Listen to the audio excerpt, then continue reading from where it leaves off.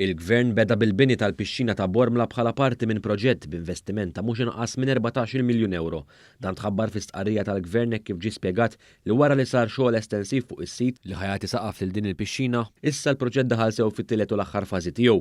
Fil-fatt itqattieħ tal-blatħa 5 xhur filwaqt li ġew ordnati wkoll l-istrutturi kollha li huma parti mill-pixxina fosthom il-frame u s-saqaf tal-pixxina, is-sistema ta' ventilazzjoni kif ukoll il-ħitan ta' ħġieġ li mistennija jaslu f'pajjiżna minn Marzu li ġej il qudiem.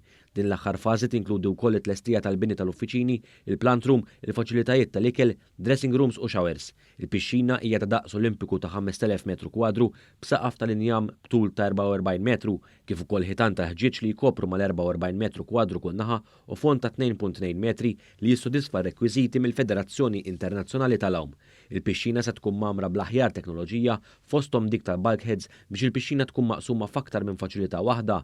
L-art tal-pixxina se jkollha funzjoni li titlaq u tinżel biex il-coaches tal-awm ikunu jistgħu jagħtu lezzjonijiet tagħhom fl-ilma stess.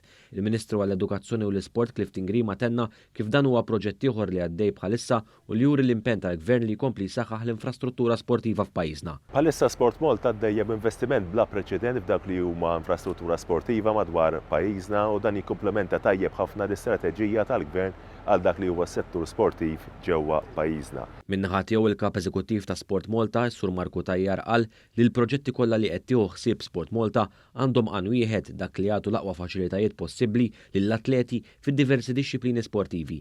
Din il-pixxina ta' livell internazzjonali u li se tkun fost l-aqwa komplessi li hawn fil-Mediterran se tkompli tolli l-livell tal-isport akwatiku f'Malta. L-infrastruttura hija priorità fl-Istrateġija Nazzjonali tal-Isport. Allura l-pixxina li qed naraw illum hija parti minn din l-istrateġija li titwassal biex ikollna aktar faċilitajiet sportivi. Pixxina indoor hija importanti għall-isport akwatiku għax tgħin lill-atleti żgħażagħ u speċjalment atleti jiżgħar u anke l-iskejjel tal-madwar biex ikunu jistgħu jkollhom bażi żgħoda.